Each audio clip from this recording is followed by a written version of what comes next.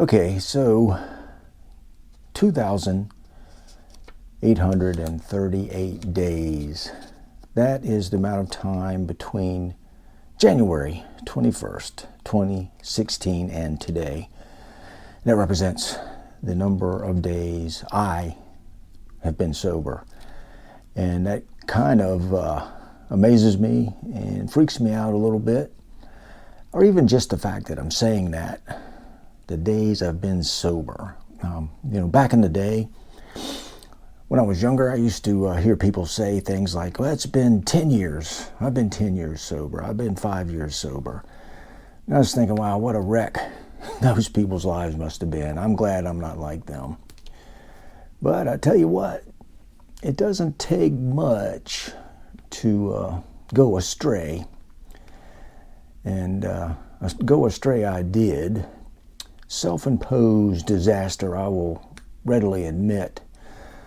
And I've talked about this before.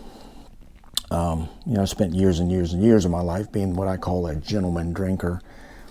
And but it finally caught up with me in my 50s, like 51, 52, 53, and then it started getting really bad around 2014, 2015. And I don't want to get into the details of that so much, because I want to talk about another part of this journey. And this is all part and parcel of my journey, part of my fitness journey, my life journey. And I talk about this because I feel like there are people out there that this would resonate with. I know it would have resonated with me 2,837 days ago. So I talk about it. And but today, what I want to do is talk about a specific aspect of this, and that is the actual rehab experience. What my experience of being in the rehab. I haven't written a dialogue. This is all ad lib. I'm just talking off the cuff. So might be a little rambling here, but I'll try to keep it on point. I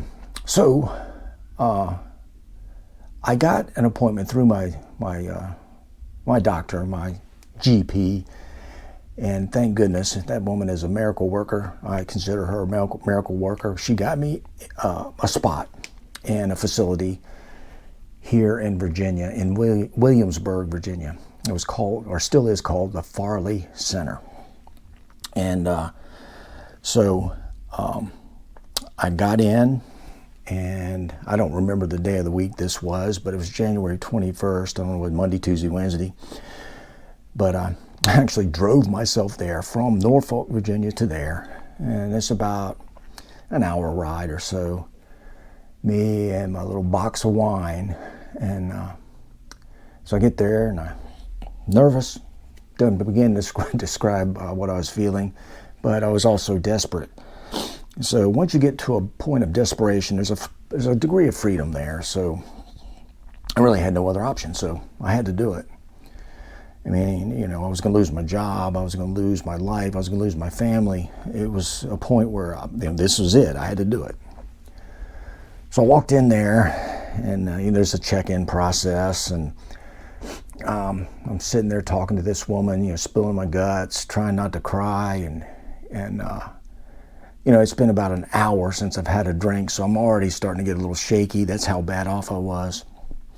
So anyway, I get in there, and I get checked in, and the first thing I do, there's this gentleman that picks me up and takes me in and takes my phone, and you couldn't have your cell phone. Took everything away from you that communication-wise you had, so didn't have a cell phone.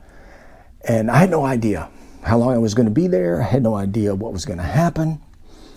I just knew that I needed to be there. So I go in and get checked in. And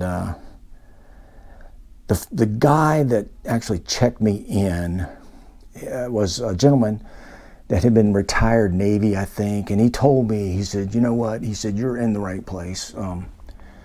He said, the reason I tell you that is because I was here 3.5 years ago at this very facility. And that did make me feel a little better. But it was soon right after that I started to get a feeling like I can't do this because, first of all, I had a distaste for AA. I don't know why, but I did. And it was an AA place. I didn't want it to be some kind of religious-based treatment. I didn't want it to be, something where I had to sit around and talk about my feelings. I just wanted, really what I wanted to do was just detox and get out of there. I thought I could just do that. So there's a day or two there where I'm just detoxing. And if you know anything about alcohol detoxing, it's very uncomfortable and it's very dangerous. You don't want to just, if you're really into alcohol abuse, and I don't think it's a good idea just to detox on your own. I mean, I'm sure people have done it, but it is dangerous.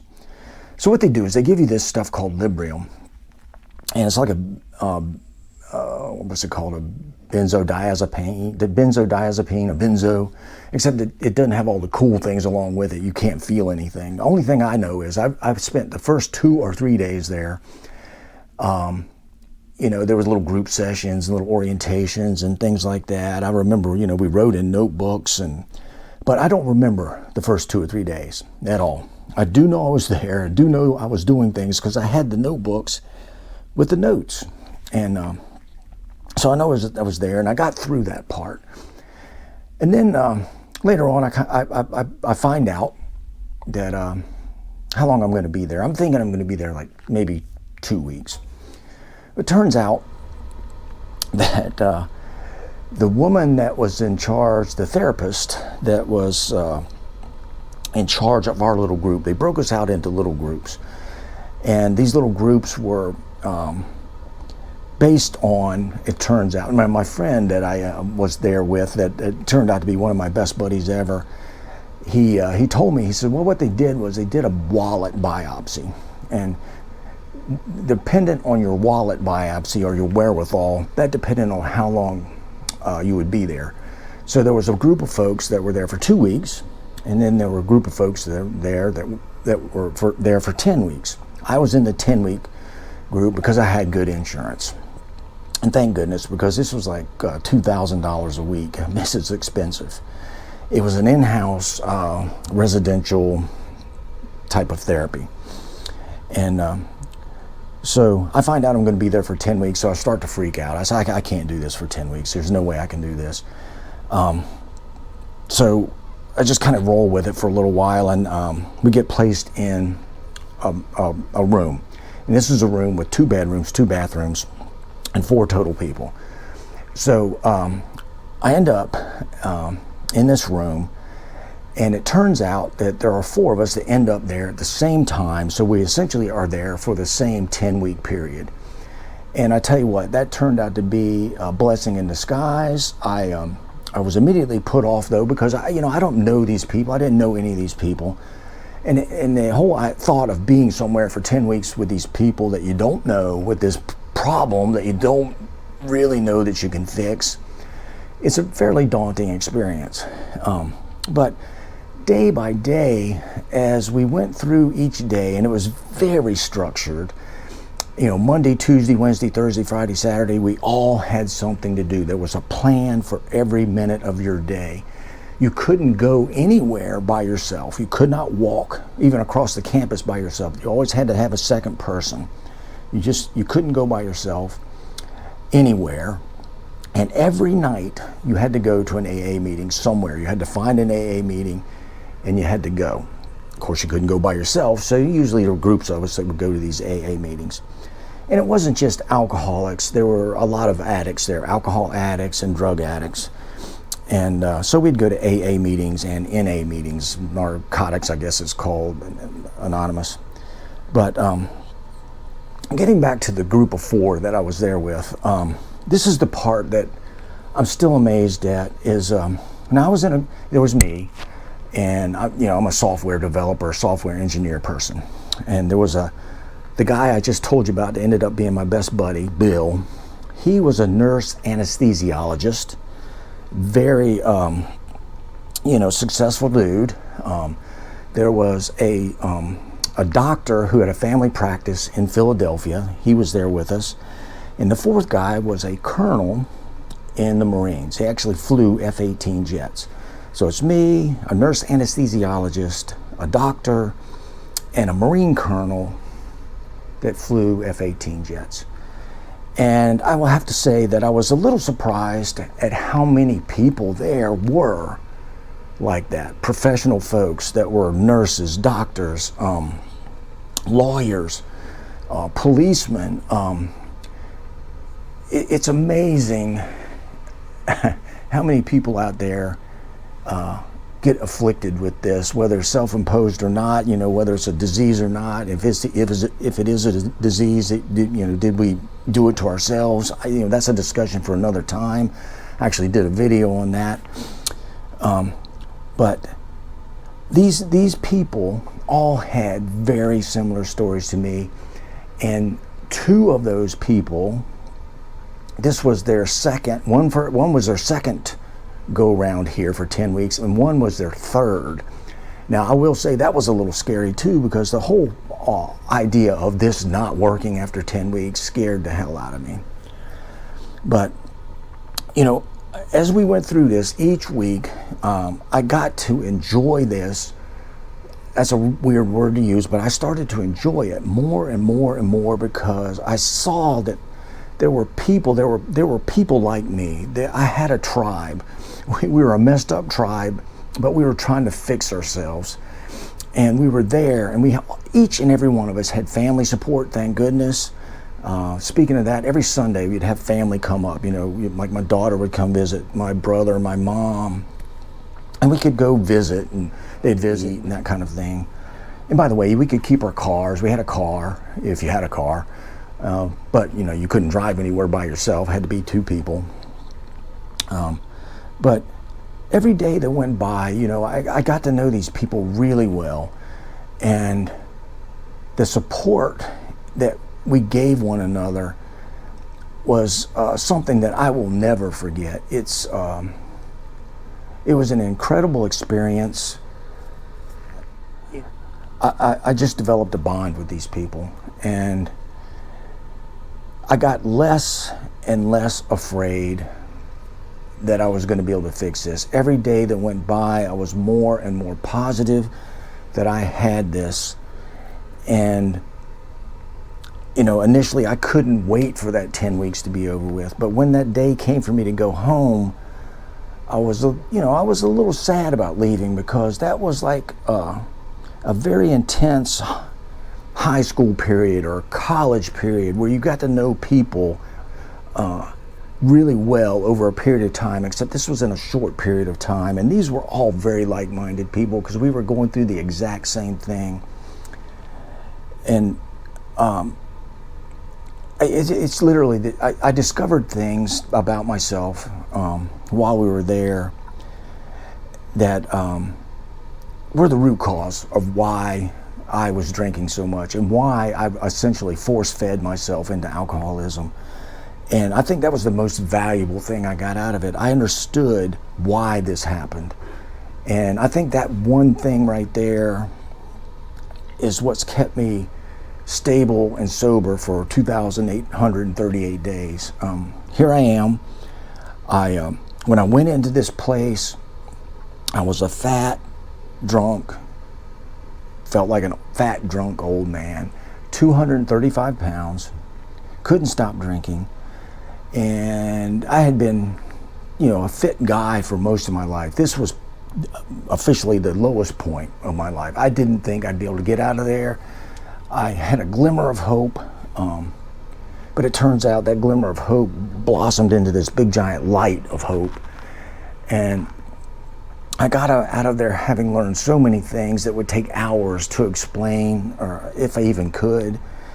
And I got home, and I had a desire that I'd never had in my life to fix things. And the first thing I wanted to fix was my fitness.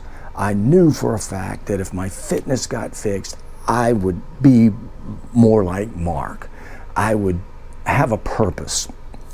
And, I had my job, had my family, but I needed this. And I just started going back to the gym, and I just started walking on a treadmill, then eventually running, and then lifting weights again, put my workout program back together, and over a period of time I went from, when I got home, I think I weighed about 215 pounds. I'd lost some weight while I was at the Farley Center, but it's amazing how much weight you lose when you stop drinking 5 bottles of wine a day. And I just started getting on a path, and I have not stopped that fitness path since that day. And I believe, I can't remember the day I got out. It might have been April 1st. I don't know. Somewhere around that. See, January, February, March, April. Might have been end of April. I'm not sure. But it was 10 weeks from January 21st to whatever 10 weeks later was. And since that day in 2016, I have been on this fitness path, and it has been my savior. This is what has kept me sane. This is what this is what has kept my my head in the game. This has kept me focused. It's given me something to do, something positive to do, something I can share. And to be honest with you, I have really not had a hard time drinking at all. I can count on my one hand the number of times I've actually desired to have a drink, and any of those times was not overwhelming. And I'm so thankful for that. It's amazing to me that I am able to not drink now, because I was into it so deep I didn't think I could get out of it. And now it's an amazing life, and it is part of my fitness journey. That's why I'm sharing it. And I'm also sharing it because, like I said, I know there are people out there in the boat I was in at the time, and I want to let you know you can get out of this. It's scary, but you have to be ready, and you have to know that you're in it for the long term, and it's not something that it seems like at first you're going to miss this. Like I used to think, there's no way I could interact with people without having alcohol. But now it's second nature to me. It's easy, and it's better. And I'm my real me. I'm not a jackass. I wasn't a mean drunk. I was just a goofy ass person that would talk too much. And I didn't like that me. This me I like, and I'm doing it without alcohol. And I'm very happy about that. This has gone on a long time, and it's been a ramble, but I just want to say that the experience I had at rehab, the folks I met, the things I learned were invaluable. I needed this. It was a late point in my life to learn things that I learned there, but I learned them. And I have been the happiest I have been in my entire life since then. And